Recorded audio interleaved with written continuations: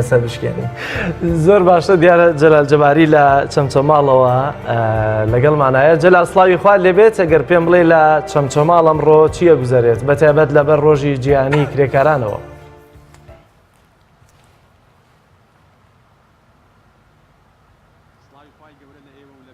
و بیسەرانی کەناڵی ئاسمانی پەیام بێت کاک جەلال دیارە هاوشێوەی شار و شارۆچەکانی دیکەی هەرێمی کوردستان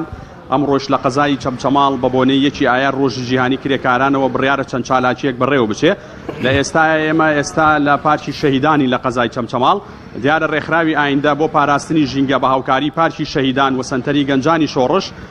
هەر ئەمڕۆ بە بۆنەی یەکی ئایارەوە نیوەڕۆخوانێکی بۆ زیاتر لە 550 ژینگە پارێزی سنوورەکە ڕێخستووە لە سنووری هەر سێ شارەوانی قەزای چەمچەماڵ و ناحیەکانی تەشێ و شۆڕش و هەر بڕیارە دوای نیوەڕۆخوانەکە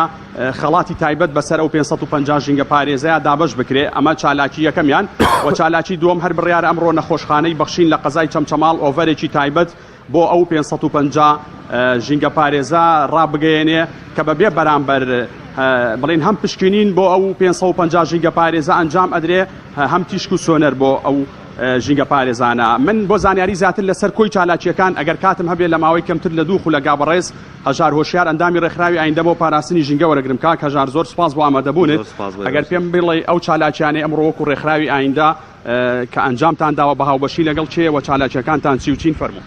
زۆر سپاس بۆیەوە زۆر سپاس بۆ بینەرانی عەزیزی پێیام دیارە ئێمەمە بۆ چوارەم جارە لە یەکی ئایارە هەڵەسین بە باوکاری شاری یاری چەمچەماڵ و بازاری گەورەی چەمچەماڵ و خێرخازانی سنووری قەزای چەمچەماڵ لە یەکی ئایارە جەژنی کرێکاران هەڵەسین بە ئامادەکردنی نیوەڕۆخوانێک بۆ زیاتر نزیکەی 600 ژینگە پارێز وەروەها لە دوای خوانەکەش بەرنامەی خەڵاتی تایبەتمان هەیە بۆ ژینگە پارێزەکان و ئەوەشی جێگای دەستخۆشی هات پێم خۆشە لێرە دەستخۆشی لە نەخۆشخانەی بەخشین بکەم کە بڕێدا ئۆفەرێک بدا بە ژینگە پارێزان کام بۆ یەکەم جارە لە چەمچەماڵە ئەم کارە هەڵەسێت و لێرەشەوە پیرۆزبایی لەسەر جەم کرێکارانی کوردستان دەکەم داواکارم لە حکوومەتی هەرێمی کوردستان بە تایبەتی وەزارەتی کاروباری کۆمەڵایەتی ئاوڕێکی زیاتر لە کرێکاران و دابینکردنی مافی کرێکاران و بیمەی کرێکاران بداتەوە کاک هەژار تا چەند پێویستە یعنی حکوومەتی هەرێم بە جددی ئاور لە ژیانی کرێکار بداتەوە من ئەوەی جێگای خۆشحاڵی منم شۆ ئامارێکم بینی لە وەزارەتی پلاندانان ئاماژە بەوە کات کە لە کوردستاندا ڕێژەی گەنجمان زۆرە کە خەمڵانوێتی بە 161 ڕێژەی ئێمە گەنجمانەیە کار کۆمەلگایە گەنجیە بێ دیارە دەتوانین بەربێت بۆیە حکوومەتی هەرێمی کوردستان بێت لەمە دووە لە کابینەی داهاتوو ئینشاڵڵا پلانی ئەوەی هەبێت کە ئەم چینە گەنجە ئەم گەشە پێدانی مرۆیی هەیەی توانایەتی بیخاتە خزمەتی کۆمەلگا و ئاور زیاتر کار بۆ کرێکاران زیاتر دابینکاو بۆی ئەمە دەستکەوتێکی گەورەی مرۆییە بۆ ئێمە بۆی بتوانین ئایندەی کوردستانی لەسەر بنیاد بنێت زۆر سپاس بۆیەوەش دەستان بەڵێ کاک هەژار ئەمە کۆی چالاکیەکان بوو